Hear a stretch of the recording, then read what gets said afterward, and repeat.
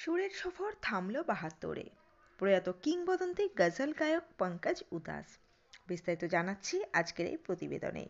তো বন্ধুরা, অবশ্যই সম্পূর্ণ ভিডিওটি দেখুন। চ্যানেলে নতুন থাকলে চ্যানেলটিকে সাবস্ক্রাইব করে পাশে রাখা নোটিফিকেশন আইকনটি অল করে রাখুন।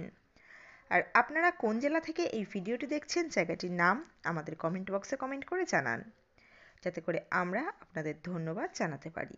চলুন বিস্তারিত প্রতিবেদনে যাওয়া যাক। সঙ্গীতের জগতে নক্ষত্রপতন। দীর্ঘ রোগভোগের পর চলে গেলেন গজল সঙ্গীতের প্রবাদপ্রতিম ব্যক্তিত্ব পঙ্কজ উদাস। বয়স হয়েছিল ৭২ বছর। তার সঙ্গীত জীবনের বিস্তার ৪ দশকেরও বেশি সময় ধরে। পরিবারের তরফে আনুষ্ঠানিক বিবৃতি দিয়ে পঙ্কজ উদাসের মৃত্যু সংবাদ জানানো হয়। বলা হয়েছে, অত্যন্ত ভারী মনের সঙ্গে জানাচ্ছি, পদ্মশ্রী পঙ্কজ উদাস প্রয়াত হয়েছেন ২৬শে ফেব্রুয়ারি। দীর্ঘদিন ধরেই তিনি অসুস্থ ছিলেন। ভারতীয় সঙ্গীত জগতের আকাশের আরও এক তারা খসে পড়ল সোমবার। হিন্দি সিনেমা এবং ইন্ডি পপের জগতে তার অবদান ভোলার নয়।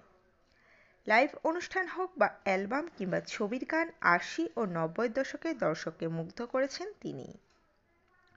চান্দি জায়সারাং, নাকাজ রেখি ধার, দিওয়ারো সে মিলকার রোনা, আহিস্তা, থোড়ি থোড়ি প্যার কারো, নিকলো না বেনাকাব, পঙ্কজ উদাসের গাওয়া এইসব গজল আজও ভুলতে পারেনি শ্রোতা দর্শকরা। নাশা, পেয়মানা, হসরত, হামসফরের মতো জনপ্রিয় অ্যালবাম রয়েছে তার ঝুলিতে।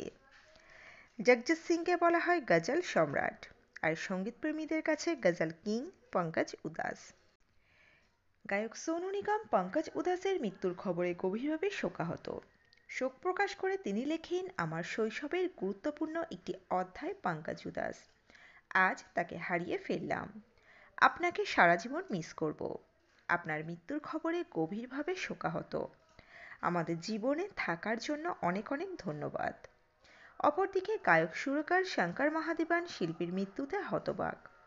তিনি শোক প্রকাশ করে লেখেন, পঙ্কজ উদাসের চলে যাওয়াটা সঙ্গীত জগতের জন্য বিরাট বড় ক্ষতি, যা কখনো পূরণ করা সম্ভব নয়। দীর্ঘ ৪০ বছরের বেশি সময় ধরে বলিউডে একের পর এক হিট দিয়েছেন গায়ক পঙ্কজ উদাস।